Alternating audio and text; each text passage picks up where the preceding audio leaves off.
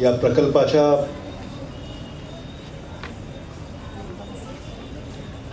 पाठीशी उभे असलेले ब्रिजवासी वर्मा कुटुंबीय,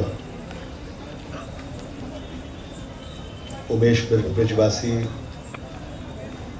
सोनल ब्रिजवासी कुटुंबीय, वर्मा कुटुंबीय, लातूरातील अनेक प्रतिष्ठित नागरिक या ठिकाणी उपस्थित आहेत. ते सारेच प्रतिष्ठित नागरिक, लातूर शहर महानगरपालिकेचे उपस्थित असलेले सारे सन्माननीय नगरसेवक, बंधू भगिनी, पत्रकार मित्रांनो, लातूर शहर महानगरपालिकेचं मी सर्वप्रथम कौतुक करतो, त्यांना धन्यवाद देतो. लातूर शहरामध्ये आगळा वेगळा उपक्रम आज वंडर वर्ल्ड या नावाने आपण या ठिकाणी सुरू केला.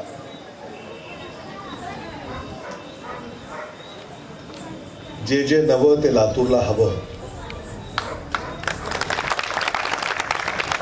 हे जे ब्रीद वाक्य आहे त्याची प्रचिती व्हावी असा हा प्रकल्प या ठिकाणी साकारण्यात येतोय. वंडर वर्ल्डचं उद्घाटन झालं असं मी सर्वप्रथम जाहीर करतो आणि या प्रकल्पाला माझ्या शुभेच्छा व्यक्त करतो.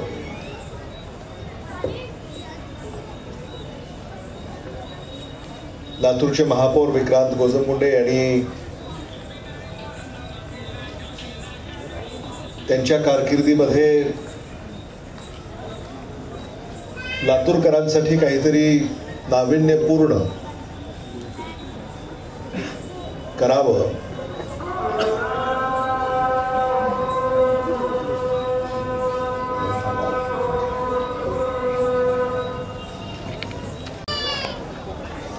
विक्रांत गोजमगुंडे यांनी लातूरसाठी काहीतरी नाविन्यपूर्ण करावं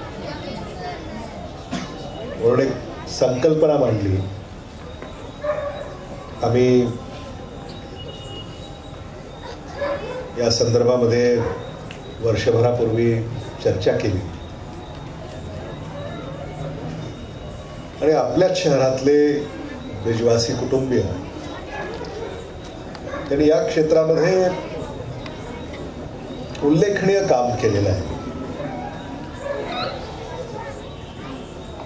आणि त्यांना आपण संधी द्यावी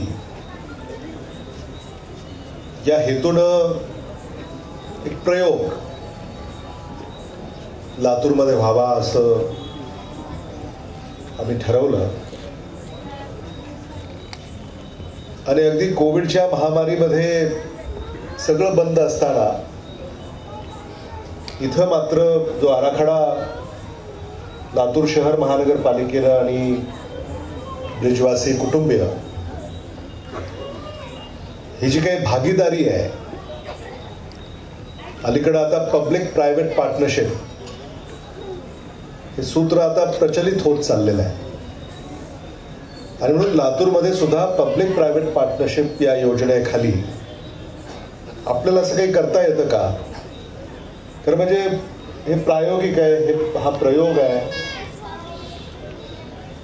आणि आता लोक याला कसा प्रतिसाद देत आहे आम्ही आतुरतेनं याची वाट पाहतोय.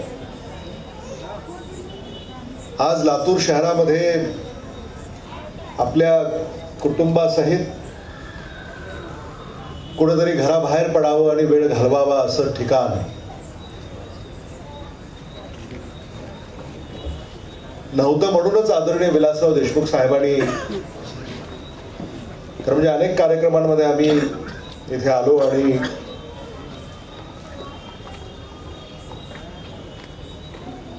पुन्हा ती आठवण तुम्हाला सांगावीशी वाटते. मी अनेकदा या ठिकाणी ती आठवण अनेकांना सांगितली.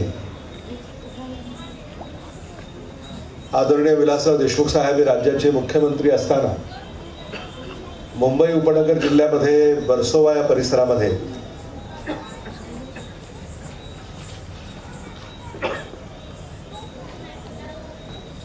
तिथे आत्ताचे केंद्रीय मंत्री नारायणराव राणेजी महाराष्ट्राचे विरोधी पक्ष नेते असताना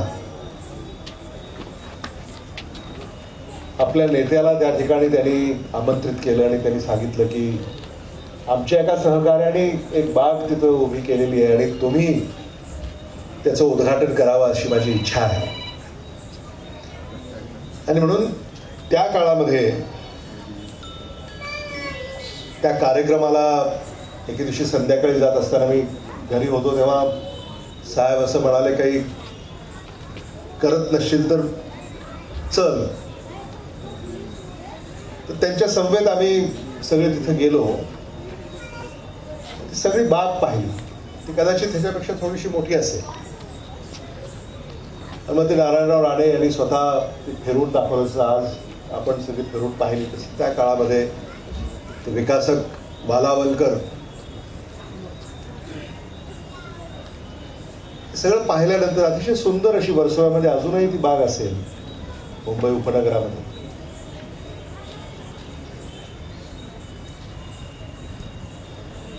आणि मग भाषणं झाली. आदरणीय विलासराव देशमुख साहेबांनी वालावलकर यांचं कौतुक केलं, नारायणराव राणे यांचे आभार व्यक्त केले. आणि मग त्यांनी गमतीमध्ये असं ते म्हणाले की नारायणराव राणे हे असं काम तुमच्याकडेच कसं काय होतं, असं लातूरला होईल का, असं एक ओळ त्यांनी उच्चारली. आणि अगदी 15 दिवसात वालावलकर लातूरला आले. त्यावेळेला नगरपालिकेचे जे काही नगराध्यक्ष CEO होते त्यांनी हा परिसर त्याला दाखवला. त्याने याचा आराखडा तयार केला. साहेबांनी स्वतः हा म्हणजे याचा जो मूळ मास्टर प्लॅन आहे तो आदरणीय विलासराव देशमुख साहेबांनी स्वतः जातीनं लक्ष घालून त्याला मूर्त स्वरूप दिलं. आणि त्या काळामध्ये आदरणीय विलासराव देशमुख साहेबांनी सांगितलं की लातूर नगरपालिकेकडे पैसे नाही, त्यामुळे इथं तुम्हाला ही बाग तर विकसित करावीच लागेल, देखभाल सुद्धा तुम्हाला करावी लागेल, सुरक्षा रक्षक सुद्धा तुम्हाला ठेवावं लागेल. त्यामुळे काही काळ डॉक्टर आपल्याला कल्पना आहे की त्यांचीच माणसं इथं होती. आणि मग काळांतराने ते लातूर नगरपालिकेला त्याचं हस्तांतरण झालं. आणि आता विक्रांतने आपल्याला सांगितलं की जवळपास 50 लाख रुपये वर्षाला या बागेचा खर्च लातूर शहर महानगरपालिका सोसत होती. आणि म्हणून ब्रिजवासीने अनेक ठिकाणी असे अभिनव प्रयोग आणि प्रकल्प लातूर आणि परिसरामध्ये मराठवाड्यात त्यांनी राबवलेले आहेत. आणि म्हणून आपल्यातलाच एक व्यक्ती होतकरू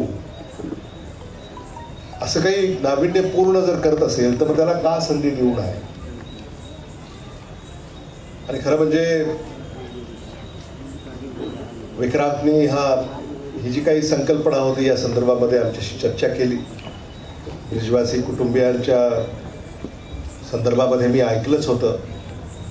अनेक ठिकाणी त्यांनी खाजगी जागेमध्ये असे त्यांनी प्ले पार्क्स केलेले आहेत, थीम पार्क्स केलेले आहेत. आणि मग इथं त्यांनी करायची इच्छा दर्शवली. आणि म्हणून हे PPP म्हणजे इथं जो काही उत्पन्न किंवा जे काही तिकीट विकून जे पैसे उभे राहतील त्यातला सगळा खर्च भागवला जाईल. महापालिकेला रेव्हेन्यू शेअर 15% ते देतील. आणि मग कालांतराने समजा असं तर त्यांना वाटलं की 5-10 वर्षानंतर आता हे आपल्याला करायचं नाही, तेव्हा ते हे सगळं महापालिकेला हस्तांतरित करून इतरत्र पुढे तुम्हाला तुमच्या व्यवसायासाठी पुढची पावलं टाकता येतील. आणि म्हणून असा हा प्रकल्प या ठिकाणी उभा करण्यात आलेला आहे. आम्ही फार बारकाईने सगळं पाहिलेलं आहे. सेफ्टी स्टँडर्ड्स बद्दल आम्ही त्यांना आग्रहानं सांगितलेली की लहान मुलं आहेत, ती धावतील, खेळतील, ती कुठं पडलं लागलं तर हे सगळे सेफ्टी स्टँडर्ड्स तुमच्या इक्विपमेंट्सचे जे आहेत हे अगदी जी शासनाचे मानके आहेत ती परिपूर्ण करणारी असली पाहिजे. तुम्ही महापालिकेनं खरं म्हणजे त्याची शहानिशा ही करणं गरजेचं आहे. ते करतील. फायर अँड सेफ्टी ऑडिट या संदर्भामध्ये देखील आम्ही त्यांना सूचना केलेल्या आहे. अब आपकी इतनी भूल भुलैया यहाँ हो गई है कि यहाँ से बाहर कैसे जाए मुझे भी पता नहीं चल रहा. पूर्वी तर सगळं आपल्याला सहज कळत होतं की आता इथून पडलं की बाहेर निघायचं. आता एवढं तुम्ही इथं सजावट केलेली आहे, एवढे इथं तुम्ही वेगवेगळे या ठिकाणी साहित्य उभं केलेलं आहे की आता इथून कसं बाहेर जायचं हे अगदी रोजच्या सवयीतल्या व्यक्तीला सुद्धा लवकर लक्षात येणार नाही अशी तुम्ही आता इथं ही व्यवस्था उभी केलेली आहे. आणि खूप संकल्पना आहे. तर म्हणजे अगदी लहानपण आठवावं आज. म्हणजे अशा इथं गोष्टी आम्ही आता इथं पाहिलेल्या आहेत. मी खरंच आपल्या सगळ्यांचं मनापासून कौतुक करतो. आणि आंतरराष्ट्रीय शहरांमध्ये अशी ठिकाणं आहेत आणि मला असं वाटतं की मराठवाड्यामध्ये कदाचित एकमेव असं ठिकाण एखाद्या शहरामध्ये असेल असं माझं स्वतःचं मत आहे. त्यामुळे लातूर शहरामध्ये अगदी मध्यवर्ती ठिकाणी अशी ही व्यवस्था या ठिकाणी आपण उभी केलेली आहे. क्रीडा संकुलामध्ये सुद्धा तुम्ही म्हणजे कोपरा कॉर्नर काय प्ले कॉर्नर असं म्हणता येईल तिथं त्यांनी ते केलंय. मला असं वाटतं माझी मुलं सुद्धा तिथं आली होती आणि पैसे घेतले होते त्यांच्याकडे. सर मला त्यातून शेअर द्यावं लागतं ना सर, की मला तर घेणं भागच आहे. म्हणजे आणि मला त्यांनी सांगितलं घरी आल्यावर म्हणजे काहीतरी क्रिकेट प्रॅक्टिससाठी ते सुट्ट्यामध्ये जात असत तेव्हा त्यांनी मला सांगितलं की तिथं काहीतरी प्ले स्टेशन आहे, प्ले कॉर्नर आहे, मग असं केलं तसं केलं. तेव्हा मला लक्षात आलं. आणि मग ते अनेक असे खाजगी कार्यक्रम सुद्धा करतात. वाढदिवसाचे काही पार्टीज करतात, काही प्रोग्रॅम्स करतात. त्यामुळे हे लातूरमध्ये इव्हेंट मॅनेजमेंट यातनं आपण ही सगळी सुरुवात केली आणि आता हे याचं मोठं स्वरूप या ठिकाणी आपण साकारताय त्याबद्दल खरंच आणि आणखी खूप करण्यासारखं आहे. म्हणजे आम्ही खुश आहोत सगळेच, पण आणखी खूप याच्यामध्ये करण्यासारखं. तुम्हालाही त्याची कल्पना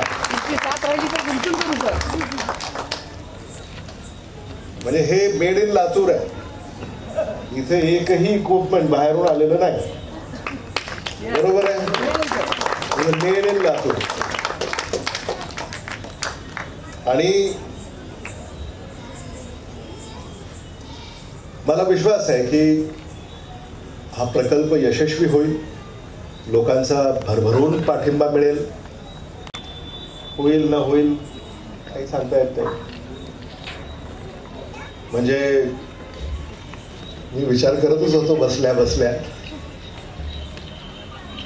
आता माहिती नाही तर उद्या परवा काय. आता आज उद्घाटन झाले, लोक येतील, लोकांना तुम्ही सांगणार आता तिकीट द्या वगैरे वगैरे. त्यामुळे ती अडचण तुम्हाला येऊ नये अशाच माझ्या सदिच्छा आहेत. नाहीतर लातूरमध्ये आता तुम्हाला माहिती आहे काय काय लातूरमध्ये होऊ शकतं. आणि मला असं वाटतं की ज्या हेतूनं त्यांना दिलेलं आहे, महापालिकेचा आर्थिक भार कमी झाला आहे, इथं सगळीच देखभाल साफसफाई आता ते करणार आहेत. जे रोज लोक येणार आहेत त्यांच्या कुठल्याही या बागेच्या उपयोग जे लोक एरवी करत होते त्याच्यामध्ये कुठलाही अडचण येणार नाही.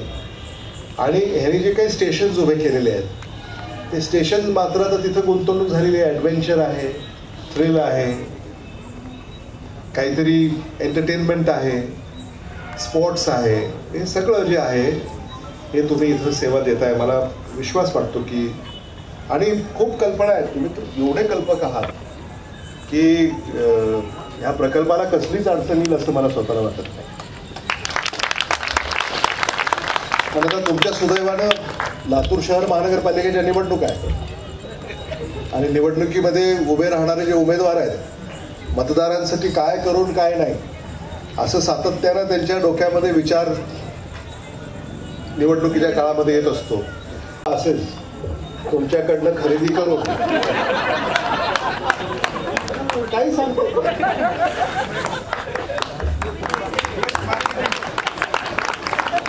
तुम्हाला कल्पना दिलेली आहे.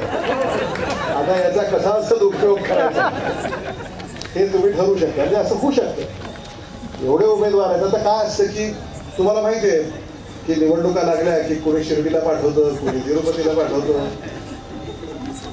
आपल्याकडे पंढरपूरला पाठवतं, सहल करून येतात. महाराष्ट्रात तुम्हाला माहिती ही प्रथा आहे. इथं सुद्धा लहान मुलांना आता घरी आहेत, मग लहान मुलांना एक बस करून इथं पाठवणं, सहली होऊ शकतात स्पॉन्सर, आणि एवढे सगळे आपले दानशूर इथं सगळे उपस्थित आहेत. त्यामुळं अशा काही कल्पना सुद्धा शाळेच्या सहली होऊ शकतात. मला खात्री आहे तुम्ही तिथं सुद्धा ते सुद्धा मार्केट जे आहे ते तुम्ही डोळ्यासमोर ठेवले आहे. म्हणजे जिल्ह्यातल्या शाळांच्या सहली इथं येऊ शकतात, शहरातल्या शाळांच्या सहली येऊ शकतात. आणि हे उत्तरोत्तर अतिशय अत्याधुनिक व्हावं अशी आमची इच्छा आहे. तुम्ही हे पहिलं पाऊल या ठिकाणी उचललेलं आहे, यासाठी आपल्याला आम्ही शुभेच्छा व्यक्त करतो. आणि आमचे सगळेच लोक,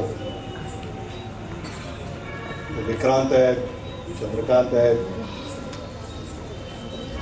दीपक आहेत, हे सगळेच आपल्याला मदत करतील, याबद्दल मला स्वतःला शंका वाटत नाही. खरं म्हणजे हा थोडाच गॅप आहे तुमच्याकडं. म्हणजे आता हे तुम्ही सुरू करणार आणि पुन्हा आपलेच महापौर येऊन हे बंद करणार.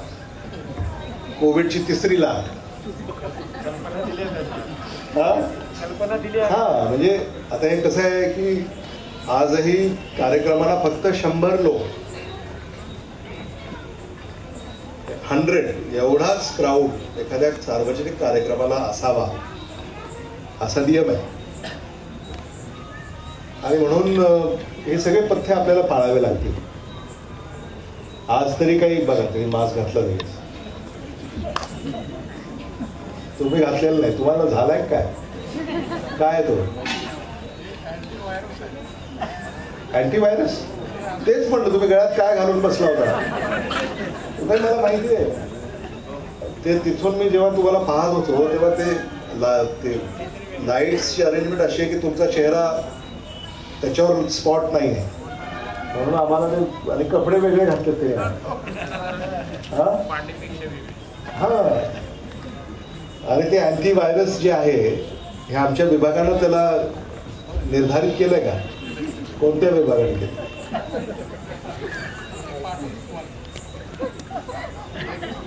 ते चौकशी करावी लागेल आम्हाला.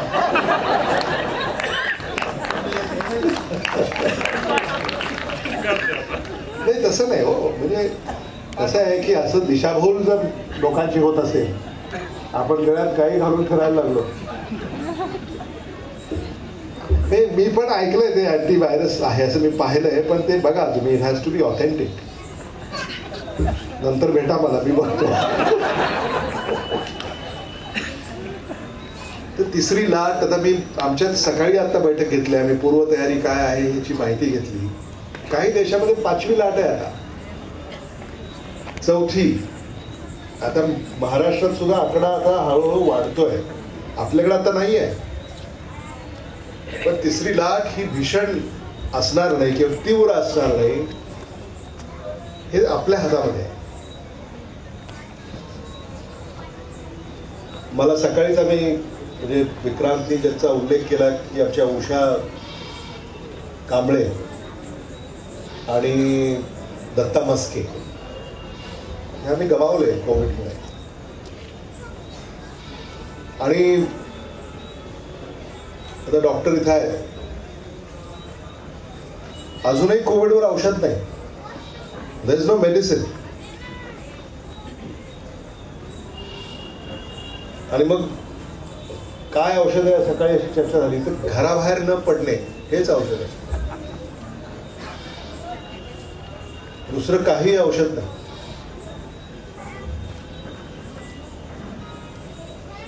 आणि म्हणून हे किती काळ चालेल. आता बिल गेट्स म्हणाले होते 2023 मध्ये चालेल, 2023 पर्यंत. त्यांनी एक भाकीत केलं 2023. आणि त्यामुळे कमी जास्त हे चालणार आहे. त्यामुळे वॅक्सिनेशन करून घेतलं पाहिजे आणि कोविड अप्रोप्रिएट बिहेवियर हे सातत्यानं आपण राखलं पाहिजे. आपल्याला होऊन गेला म्हणून पुन्हा होणार नाही असं नाही. आता विक्रांतच आम्हाला सांगत होते की त्यांच्या ओळखीचे गृहस्थ त्यांना 3ऱ्यांदा झालाय कोरोना.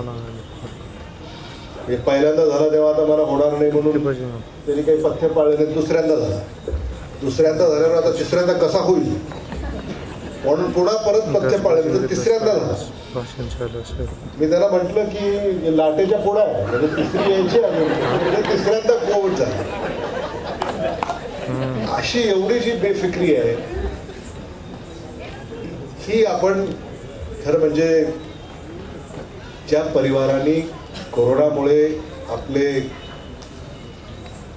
कुटुंबीय गमावले त्याचं काय दुःख आहे हेच समजू शकतात.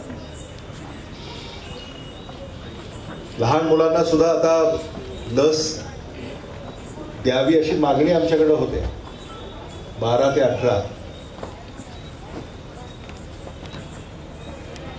आणि लहान मुलांना देखील जपलं पाहिजे. त्यांना काही होत नाही असं नव्हे, पण एखाद्या लहान मुलाला जर काही कोमॉर्बिडिटी असेल, काही इतर आजार असेल, त्या लहान मुलाला सुद्धा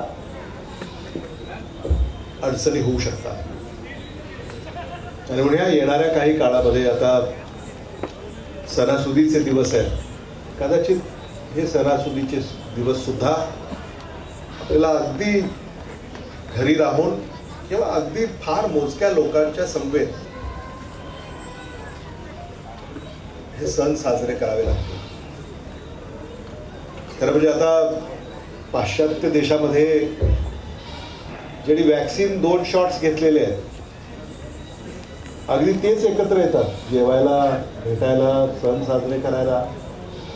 ज्यांनी 2 शॉट्स घेतलेले नाहीत त्यांना ते बोलवतही नाही. म्हणजे अगदी बबल जो क्रिएट करावा लागतो आपल्याला आपल्या अवतीभोवती, एवढ्या बारकाईनं आपल्याला यामध्ये लक्ष घालावं लागतं. आणि कोविड आता येतो आणि जातो, पण त्याचे जे काही दीर्घकाळ परिणाम आपल्या शरीरावर किंवा शरीरामध्ये होतात त्याचा अंदाज अजूनही आपल्याला लागत नाही. आणि म्हणून मला आपल्याला या निमित्तानं एवढीच आग्रहाची विनंती करायची की आपण स्वतःला जपलं पाहिजे, आपल्या परिवाराला जपलं पाहिजे, मित्र परिवाराला जपलं पाहिजे. शासन म्हणून आम्हाला राज्यामध्ये लसीकरण 100% तातडीनं करायचं. आज खरं म्हणजे आपल्याला सांगायला हरकत नाही की लातूरमध्ये एखाद्या दिवशी सर्वाधिक लसीकरण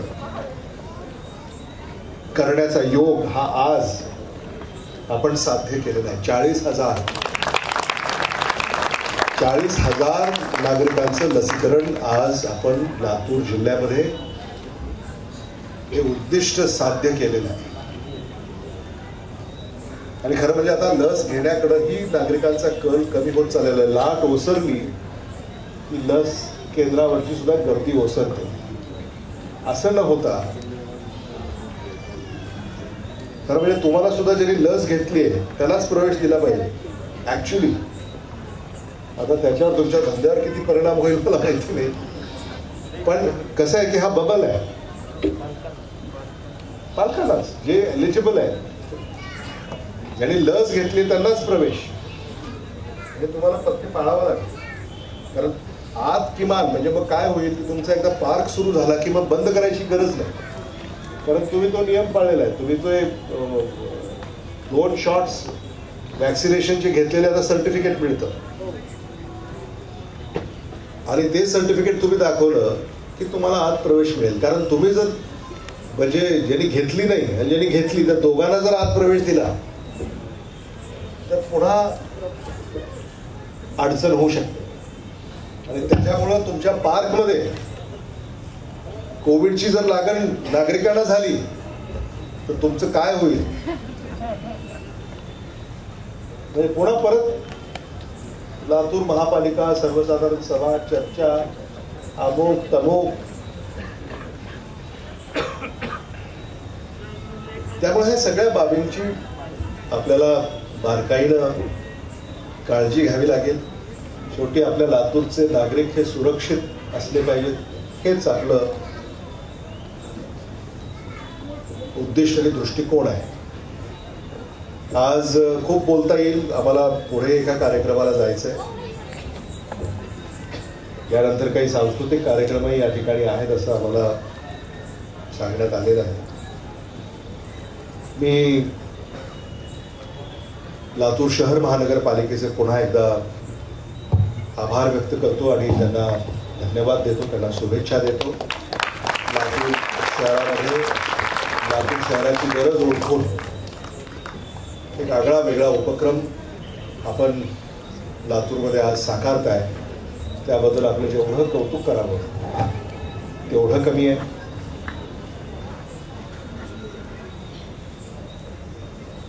विक्रांत यांनी राजकारण या संदर्भामध्ये देखील भाष्य केलं. टीका टिप्पणी आता याला सुरुवात झालेली आहे आणि मला असं वाटतं की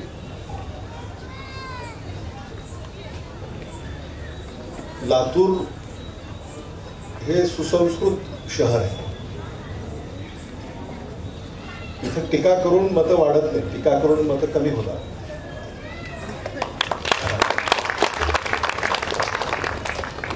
हे तात्यांना अधिक माहिती आहे.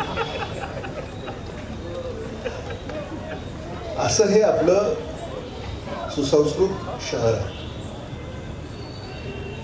आणि खरं म्हणजे एखादं शहर कसं असावं. आता इथे सगळे लातूरकर आहेत आणि सगळ्यांच्या मनामध्ये एक भावना आहे की लातूर याचं वर्णन कसं करता येईल. जो शहर अपना घर हो ऐसा लातूर शहर है. म्हणजे शहरात तुम्ही कुठेही असला आता आपल्याला घरी आपण घरात आहोत असं वाटतं. ठीक आहे, आता हे आपली घरं आहेत, आपण आपल्या घरी असतो, घराबाहेर पडतो, दुसऱ्याच्या घरी जातो, पण शहरामधला जो आपला वावर आहे, आपण लातूरमध्ये आहोत तर आपल्याला घरात असल्यासारखं वाटतं. ही एक वेगळी लातूरची ओळख आणि वैशिष्ट्य आहे. You are safe in any corner of Latur city. आणि हेच आपल्याला आभादित राखायचं आहे. आणि लातूर शहर महानगरपालिकेनं या संदर्भामध्ये काम करण्याचं ठरवलंय आणि मला खात्री आहे की येणाऱ्या काळामध्ये सुद्धा खूप कामं होत आहेत. मला असं वाटतं की त्याची प्रसिद्धी कोविड लॉकडाऊन याच्यामुळे करता येत नाही, हा भाग वेगळा. पण कोविडमध्ये सुद्धा जे काम झालं ते सुद्धा काम इतर कुठेही झालं नाही. आणि याच्यामध्ये आमचे सगळे सहकारी लातूर शहर महानगरपालिकेचे पदाधिकारी, प्रशासन, सामाजिक संस्था, सुजाण नागरिक, या संकटावर आपण मात केली. पहिल्या लाटेत, दुसऱ्या लाटेत असं विदारक चित्र या लातूर शहरामध्ये उभं राहिलं नाही. पण तुम्ही व्हॉट्सॲपवर, फेसबुकवर, देशात परदेशात कोविड महामारीचं विदारक रूप पाहिलेलं आहे. ते आपल्याकडे आम्ही घडून दिलं नाही. म्हणजे सुरुवातीच्या काळामध्ये तर अगदी नागरिक असे रस्त्यामध्ये कोसळताना सुद्धा काही व्हिडिओज हे सोशल मीडियावर व्हायरल झाले होते. असं लातूरमध्ये घडलं नाही, महाराष्ट्रात घडलं नाही. आणि म्हणून यासाठी महाराष्ट्राचे मुख्यमंत्री उद्धव ठाकरेजी यांचं जेवढं कौतुक करावं तेवढं कमी आहे. आणि भारतामध्ये टॉप 5 चीफ मिनिस्टर्स मध्ये आज त्यांची गणना होते. हे जनतेचं त्यांच्यावर असलेलं प्रेम आणि जनतेप्रती त्यांनी बजावलेलं कर्तव्य याची ही पावती आहे.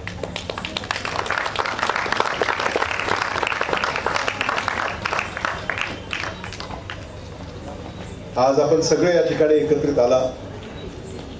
एक सुंदर असा कार्यक्रम या ठिकाणी संपन्न होतोय. याबद्दल मी आपल्या सगळ्यांचेच मनापासून या ठिकाणी आभार व्यक्त करतो. आणि अशी ठिकाणं लातूर शहर महानगरपालिकेने इतरत्रही येणाऱ्या काळामध्ये विकसित करावीत अशा अपेक्षा त्यांच्याकडनं व्यक्त करतो आणि थांबतो. धन्यवाद. जय हिंद. जय भारत. जिनके